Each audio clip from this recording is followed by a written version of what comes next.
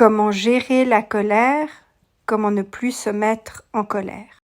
Ce qu'il faut savoir pour commencer, c'est que la colère, c'est une émotion fondamentale chez les êtres humains. Il y a en fait 6 émotions et qui sont universelles, c'est-à-dire qui sont les mêmes dans le monde entier. Donc il y a la joie, le dégoût, la surprise, la tristesse, la colère et la peur.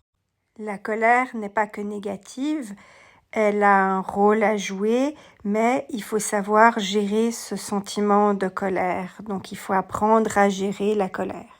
Si on est en colère, on est dans un état parallèle, on est en dehors du monde réel, on est dans son monde à soi. Et notre jugement du coup est à la fois altéré et faussé.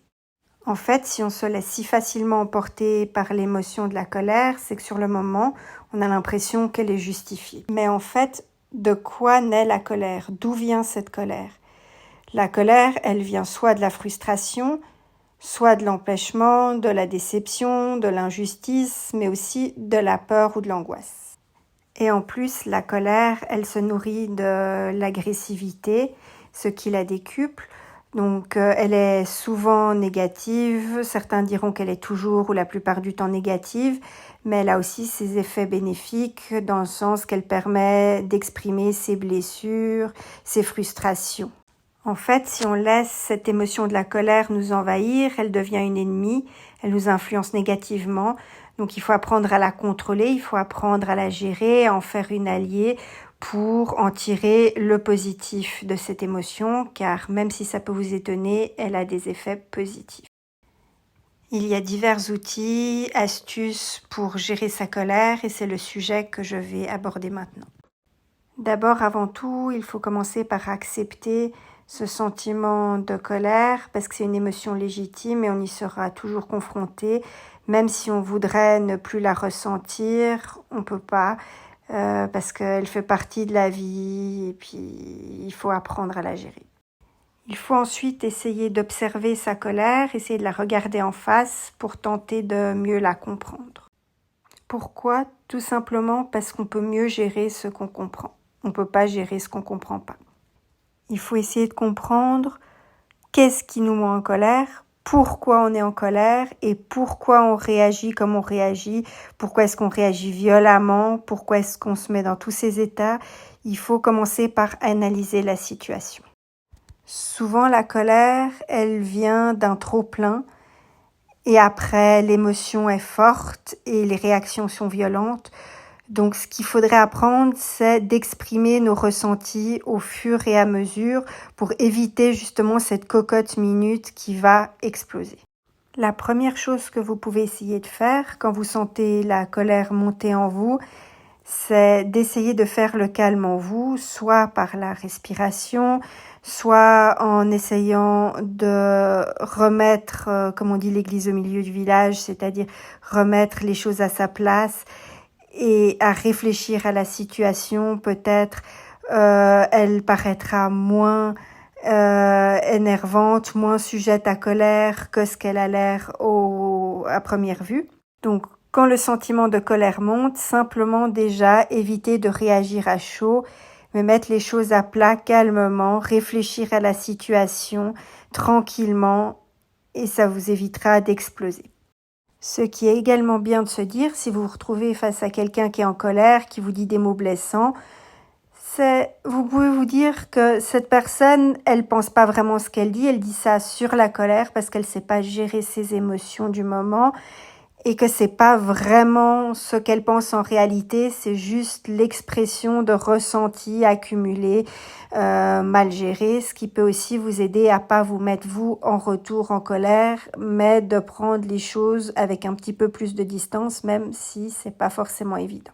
C'est une façon de mettre de la distance entre vous et les paroles agressives qui vous arrivent dessus.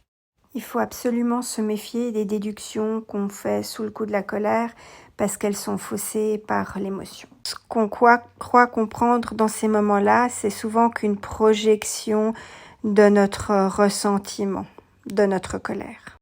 Quand on sent la colère nous envahir, il faut éviter de parler directement sous la colère. Il faut prendre le temps d'inspirer profondément et de réfléchir à ce qu'on va dire avant de s'exprimer. Ce qui peut également être une bonne idée pour temporiser la colère, c'est quand vous avez quelque chose de désagréable à exprimer face à l'autre, un ressenti, parce que c'est quand même important d'exprimer ce qu'on ressent pour éviter justement que ça ne finisse par exploser en colère. C'est mieux de s'exprimer dans ces cas-là par je ressens ou j'ai l'impression que tu, plutôt que dire tu. Parce que dans ce cas-là, ça paraît tout de suite beaucoup plus agressif et ça va entretenir l'agressivité et la colère. Il faut essayer d'analyser les faits plutôt que de rester bloqué sur son ressenti parce que ça va juste aboutir à de la surenchère émotionnelle et à augmenter donc la colère. Certaines personnes, et peut-être même vous-même, penseront que de se mettre en colère fera réfléchir l'autre, peut-être se remettre en question et puis qui va peut-être changer ainsi de comportement, mais en fait c'est une illusion parce que la seule personne qu'on peut changer, le seul comportement qu'on peut changer, c'est le nôtre, celui de soi-même, on ne peut pas changer les autres. Il y a également une idée reçue, c'est le fait qu'on se dise si on se met pas en colère, c'est qu'on accepte telle ou telle situation et qu'on peut pas accepter tout non plus. Mais en fait, si vous gardez votre calme, ça permettra de montrer à l'adversaire que justement il n'a pas d'emprise sur vous et ça veut pas dire que vous réagirez pas à votre manière par la suite. Si vous avez tendance à vous mettre facilement en colère, vous pouvez faire des exercices de visualisation. Vous pouvez visualiser une situation de conflit, soit que vous craignez, prévue ou hypothétique. Et vous pouvez vous imaginer comment vous réagirez dans ce moment-là, mais imaginez une réaction positive, vous imaginez que vous gardez votre sang-froid, vous imaginez que vous exprimez votre point de vue calmement, mais quand même clairement, et ça peut, à force de répétition, ça peut vous aider. Si vous vous mettez en colère, ça tend aussi la perche à l'autre en face de l'utiliser à son bon escient, c'est-à-dire à se faire passer lui pour la victime, que vous déversez la colère sur lui, et puis c'est donc pas la bonne stratégie. Vous pouvez également utiliser la technique du disque rayé. La technique du disque rayé, c'est comme un disque qui est abîmé, qui dit toujours la même chose, qui répète toujours la même chose. Eh bien, il vaut mieux répéter calmement toujours le même argument, sans s'énerver, plutôt que de se mettre en colère et d'hurler. Ça aura beaucoup plus d'impact sur l'autre, qui verra que vous restez calme. Si vous sortez de vos gonds, si vous vous mettez en colère, l'autre, il aura gagné parce qu'il réalisera qu'il a pu vous atteindre. Et sur cette base-là, il n'y a aucune bonne discussion saine pour mettre les choses à plat qui peut avoir lieu. Notre énergie est trop précieuse pour qu'on la perde dans une colère stérile, c'est-à-dire dans une colère qui mènera à rien parce qu'on fait rien de bon sous la colère. En fait, c'est une illusion de croire que la colère est notre seule défense. Au contraire, la colère, elle nous fait du mal et il y a des techniques beaucoup plus adaptées que de se mettre en colère. Dans les moments importants, rappelez-vous aussi que la colère est toujours mauvaise conseillère. Il faut donc éviter de réagir à chaud, surtout dans les situations importantes où une réaction de ce genre pourrait être lourde de conséquences. Donc, il vaut mieux, comme dit des fois un proverbe, tourner la langue 7 fois dans sa bouche avant de parler, prendre du recul, réfléchir. On n'est pas obligé de réagir tout de suite à un problème. Si on est en colère, on a le droit de l'être. Mais il vaut mieux analyser son ressenti et faire la part des choses avant de s'exprimer, puis avant de regretter ensuite. Ce qui peut également être une bonne idée, c'est au lieu de se mettre en colère et puis penser conserver ainsi sa face ou penser faire comprendre à l'autre ce qu'on aimerait, essayer calmement d'affirmer clairement son désir, ça aura beaucoup plus d'efficacité, beaucoup plus d'impact, même si ça prendra des fois plus de temps, que la personne en face devra d'abord y réfléchir, mais c'est beaucoup plus productif. Pensez-vous qu'on est toujours obligé de réagir ? Eh bien non. Si on ne sait pas quoi répondre sur le moment, on peut aussi tout simplement ne pas répondre, on a entendu, et on répondra au moment où on aura une réponse adéquate à donner, au moment où on aura réfléchi, au moment où les choses se seront tassées. Donc il ne faut pas penser qu'on est obligé toujours de répondre sur le moment. Vous avez le droit de vous sentir en colère, donc il ne faut pas vous juger pour ça. Au contraire, mettez-vous dans la peau de quelqu'un d'autre qui serait en colère. Qu'est-ce que vous lui diriez? Et dites-vous ces choses-là à vous, comme des paroles de réconfort. Faites quelque chose qui vous fait plaisir, offrez-vous une récompense, justement pour calmer cette colère, pour montrer, pour faire comprendre à votre intérieur que vous prenez en compte ce ressenti et que vous faites quelque chose pour. C'est une bien meilleure idée que d'exploser de colère face à quelqu'un et puis de par la suite peut-être le regretter, ou même si vous le regrettez pas, si vous pensez que vous avez eu raison, ça aura peut-être quand même eu des conséquences délétères, voire des conséquences peut-être même graves. Si vous pensez que vous êtes de nature coléreuse et que vous pouvez rien faire, que c'est dans votre nature, eh bien vous vous trompez, parce qu'il y a justement des techniques pour remédier à cela. Si malgré les astuces, les techniques que vous pouvez essayer pour gérer votre colère, vous n'y arrivez pas, ou si la colère est trop fréquente, qu'elle vous perturbe dans votre équilibre, dans vos relations, c'est qu'elle est probablement liée à un malaise inconscient ou un malaise plus profond. Et dans ce cas, c'est peut-être aussi une bonne idée d'aller voir un professionnel, donc un psychologue. Et puis il n'y a pas d'honte à avoir, parce que c'est comme quand on va voir un médecin, quand on a un problème physique, si on a mal à une jambe par exemple, et ben là c'est la même chose. Si on a mal à l'âme, on peut très bien aller consulter aussi un psychologue, et ça veut pas dire qu'on est fou, ça veut pas dire qu'on est malade psychologiquement en soi, mais il peut déjà nous aider à gérer ça. Si vous faites des erreurs, évitez de trop les ressasser. Ça vous évitera de devenir trop en colère contre vous-même. Dites-vous simplement que si vous faites une erreur, eh ben c'est un apprentissage, ça vous permettra de faire mieux la prochaine fois, et ne vous jugez pas parce que l'erreur est humaine. Au lieu de vous mettre en colère, ce qui gaspillera votre énergie, utilisez cette énergie plutôt pour trouver des solutions aux problèmes qui vous frustrent, qui vous met en colère. Quand le sentiment de colère se manifeste, qu'il est insurmontable, qu'il se fait trop ressentir, il faut que vous essayiez d'évacuer cette énergie perturbante, parce que la colère, c'est une énergie perturbante. Et pour cela, vous pouvez faire une activité physique. C'est ce qui vous permettra d'évacuer cette énergie de façon... Sachez que réagir à la colère par la vengeance, c'est une très mauvaise idée. Ça va augmenter les rapports de force avec l'autre, augmenter la colère d'un côté, des deux côtés.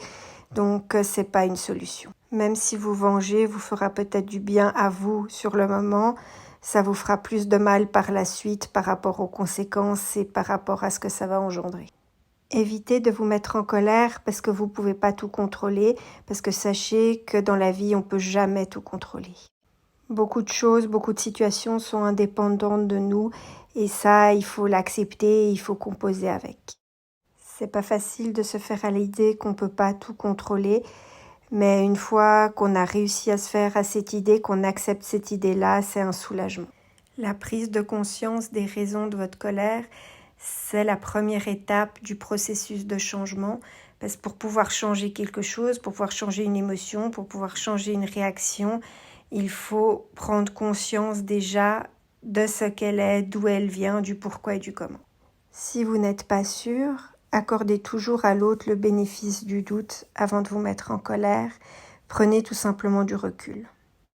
Si vous savez que systématiquement vous vous mettez en colère dans certaines situations, ce que vous pouvez faire, c'est imaginer un scénario où vous avez tendance à vous mettre en colère, et essayer de mentalement dans vos pensées de transformer ce scénario, c'est-à-dire d'imaginer, au lieu de réagir comme vous avez tendance à réagir, comment vous pourrez réagir en mieux, et à force de pratiquer à visualiser les bonnes réactions dans ces situations que vous craignez, eh bien vous pourrez réagir de façon plus sereine, plus calme.